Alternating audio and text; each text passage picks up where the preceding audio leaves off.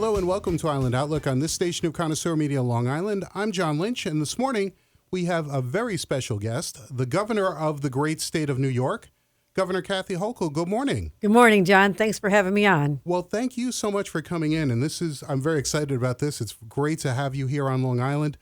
There's a long list of things we could discuss, a lot of things going on in the world, a lot of things going on here in New York. I know probably most of the people listening out there right now, their number one concern is paying their bills and making sure they have enough money to pay the rent, to get the food, to put their kids in school. And I know that's a big part of the budget that just was approved, right? It certainly is, and I'm glad we can have a chance to talk about this because it's something that I can directly relate to.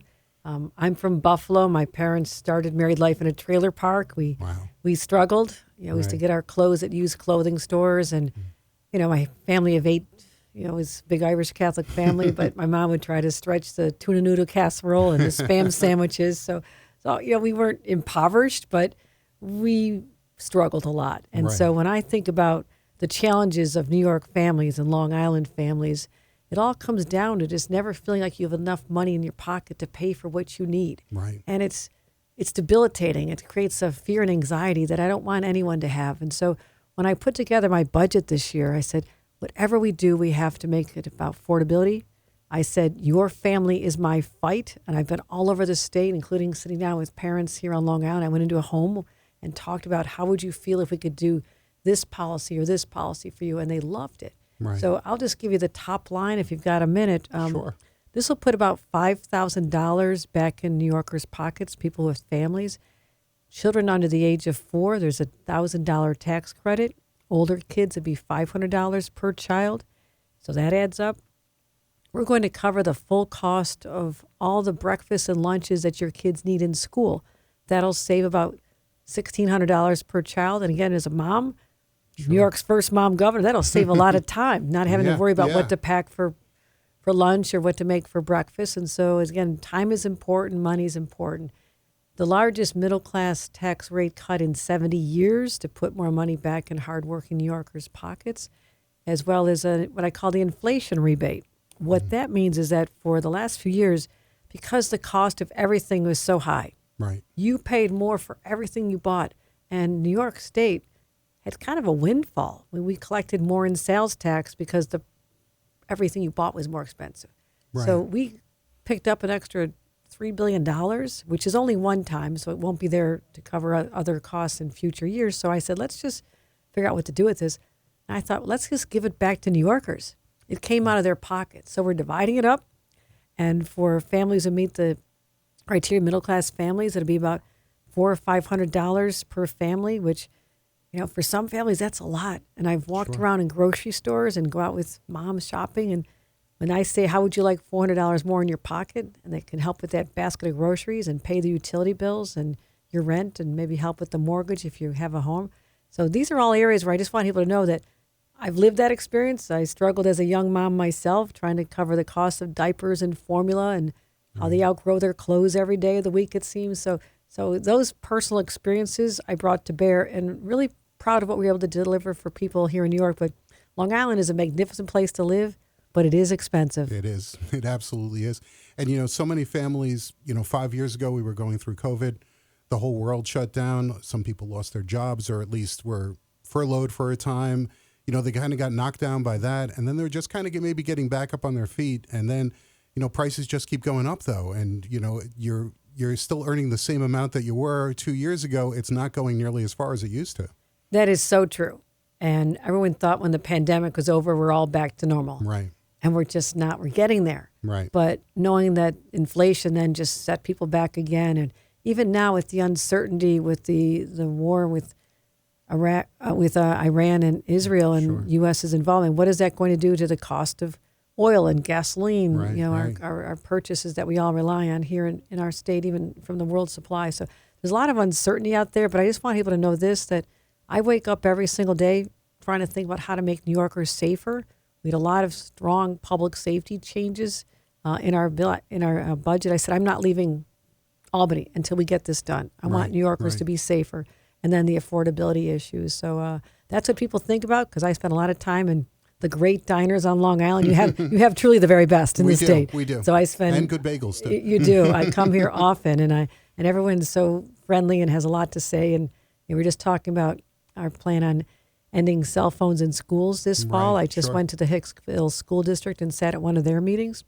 And, this is going to be transformational for our kids. I mean, that they don't have to Sure. be distracted. They can finally start learning again. And these are the priorities that I have because I think about people as parents and families and struggling small businesses. And we can do a lot, but we've done a lot already, and I want more people to know about it. Right. When we talk about like all the bigger issues, like you mentioned, obviously the situation in the Middle East, everything that you hear every day in the news, you got to get your own house in order first, though. The families on Long Island and the families across New York State and across the U.S., they have to know that their kids they're gonna be able to take care of their kids, to get their kids in school and to get the basic necessities in life. And That's exactly right. That's all that matters is you start from, when you wake up in your house. What are your Right. challenges over the day? And even you mentioned how inflation is sucking away so much money. I was the first person in the state to ever propose a minimum wage increase tied Right. to inflation. Right, So when right. inflation goes up and you feel like your paycheck is shrinking, it'll be adjusted for inflation. Something that when we did it, inflation wasn't even a factor. right. And today it certainly is. So Sure. something like that will help families as well. Sure. And you never know. I mean, things are very volatile right now in the political spectrum. And, a tariff can be 100% tomorrow and could be 30% the next week. We know that's been shifting back and forth. And that just causes people not to know where they're going to be next year. Tariffs are very frightening because a tariff is basically a tax. Right. And when they first talk about a 25% tariff on everything coming in and out of Canada, for example, we have a $50 billion trade relationship with Canada. And New York's neighbor. our neighbor, we share a Yeah. border of 450 miles. And Yeah. I have to tell you this, it's heartbreaking because the Canadians are so angry at our government Yeah. that they're not coming and they're not spending money in our tourism areas. They're not coming to New York City. They're not coming out to our, they won't be coming out to the Hamptons as much as they would have. And Right. so it's going to have an effect on our hospitality industry. We Right. already feel it this summer, and it's just so unfortunate. Right. Also, our farmers, our East End farmers, Right. the cost of fertilizer is going up, and the hay they buy and the straw for the barns, and Right. just all over the state. We really are a big agricultural state. Most people don't think about that, Right. but it's a big part of our economy, and all those farmers are being hit so hard with these tariffs as well. So it has a ripple effect. That means that groceries will cost more because the farmers will be passing on the cost of the higher cost of corn and lettuce. Right. It's so many different things. Like here on Long Island, as you mentioned, there are farms, and then we're right next door to New York City too, so that we have like the whole spectrum. And New York State is a lot like that. Between New York City and Buffalo, it's a different world. Basically, it's amazing how many almost different economies and different towns and different parts of the state, and it's a lot of moving pieces. I've experienced all of it. Right. I'm from Western New York. I represented Western New York and very rural areas in Congress, so some of the most rural areas in the state of New York. And I know a lot of them are worried about hospitals with the legislation in Washington that's going to hurt Medicaid. And Sure. there's a lot, half of children in New York are on Medicaid. So there's a lot of people all over the state. But I also think there's a perception that Long Island is exclusively affluent. And that's, Right.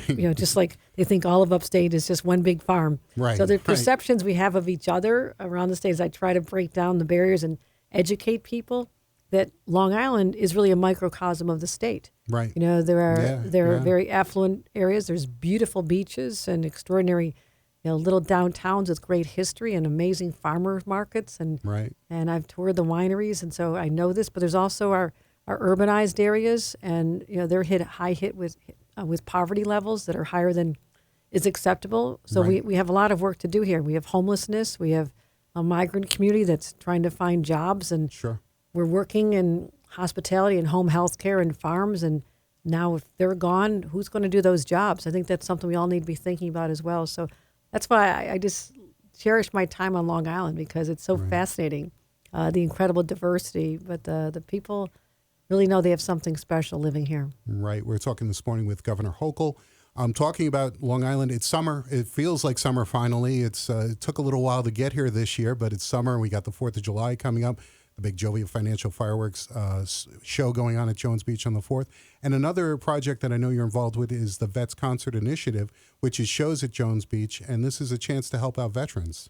I'm so proud of this initiative. And again, be able to help veterans, over 300, be able to go for free to the Beach Boys concert. Right. I'm a big Beach Boys fan. I know we lost Brian Wilson. You Yeah, have to be a little bit older to appreciate them. But I know, of the almost 700,000 veterans we have, more than half are over 65. So, Sure. so they will certainly know the Beach Boys. They grew up on them, and yeah. they grew up on them. And so, I had a lot of military in my family. Right.